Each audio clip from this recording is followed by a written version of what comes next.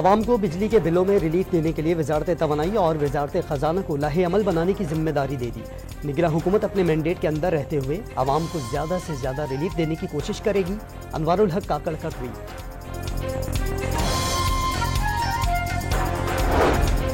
आइन के तहत सदर को इंतखाबात की तारीख देने का इख्तियार हासिल है। सदर की जानिब से इंतखाबात की तारीख दी गई तो पीपल्स पार्टी आइन के साथ खड़ी होगी। पीपल्स पार्टी के सेक्रेटरी जनरल नैयर बुखारी के प्रोग्राम दूसरा रुख में गुफ्तगू।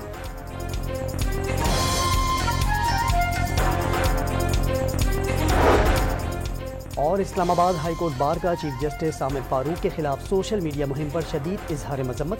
चीफ जस्टिस से मुहिम चलाने वालों के खिलाफ कार्रवाई का मुतालबा।